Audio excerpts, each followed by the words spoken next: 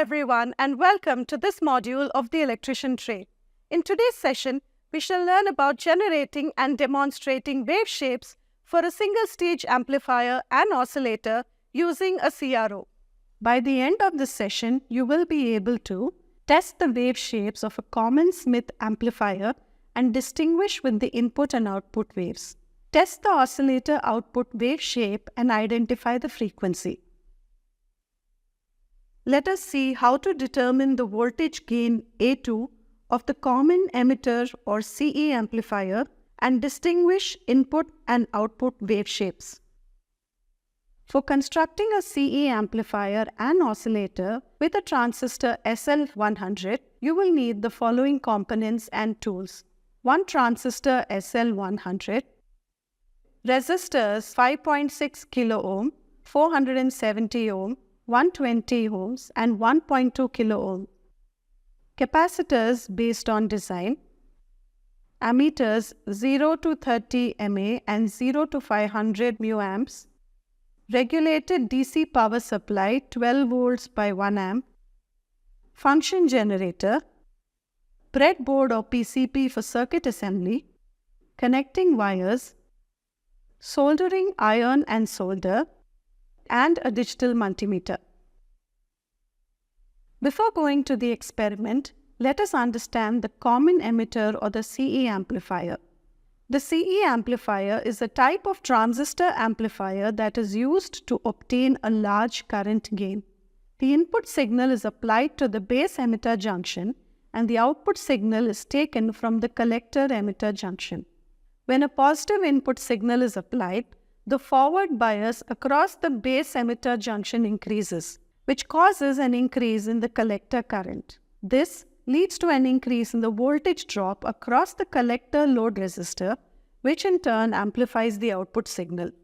During the negative half cycle of the input signal, the forward bias across the base emitter junction decreases, which decreases the collector current and the voltage drop across the load resistor. This results in the amplified output signal appearing across the load resistor.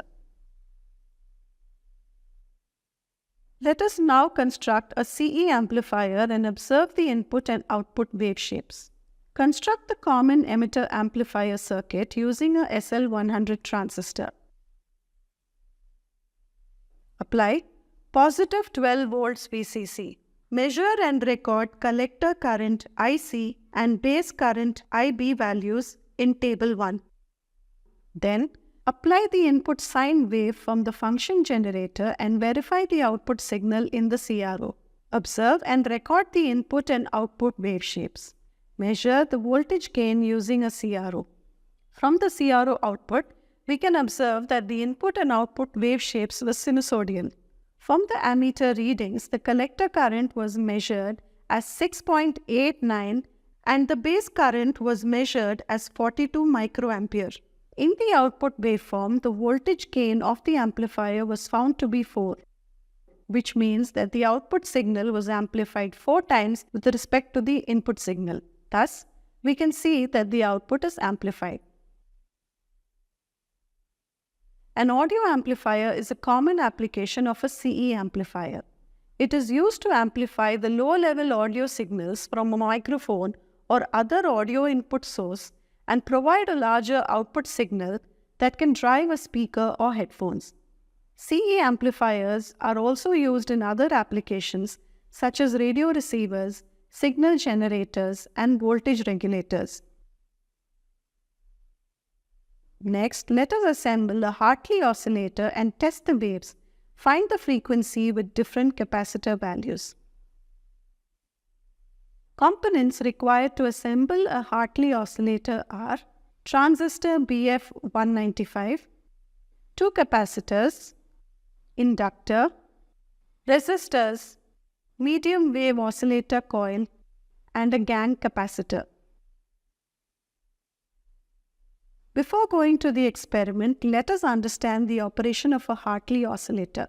The Hartley oscillator tank circuit consists of L1, L2 and C1. When collector current flows and begins to increase, the charging of capacitor C1 begins. After that capacitor C1 is fully charged, the current begins to discharge through L1 and L2. Hence, oscillations are produced. Steps required to assemble a Hartley oscillator.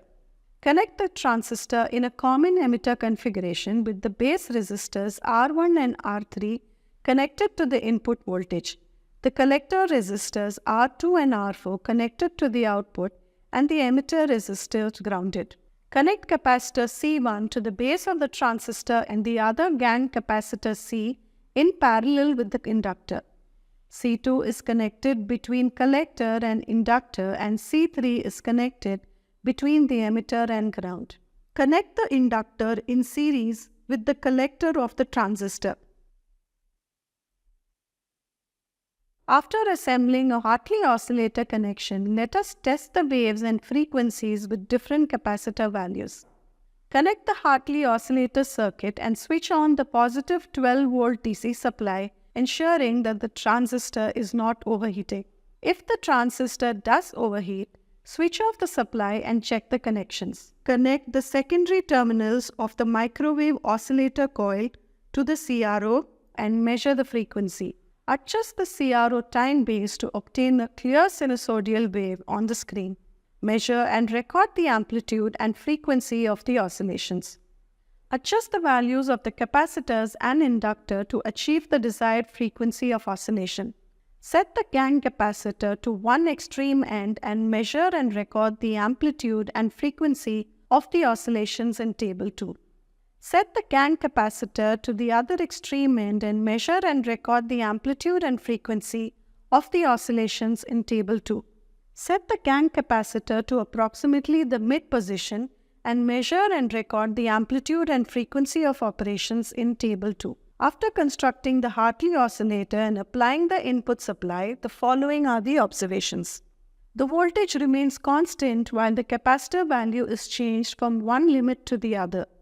As the capacitor value changes, a corresponding change in frequency is observed. At one extreme end, the peak-to-peak voltage is 4.2 volts and the frequency is 2500 Hz. At the other extreme end, the peak-to-peak voltage is 4.2 volts and the frequency is 9700 Hz. At the mid position, the peak-to-peak voltage is 4.2 volts and the frequency is 6100 Hz. Examples of Hartley oscillator circuits include metal detectors, clocks, and radios.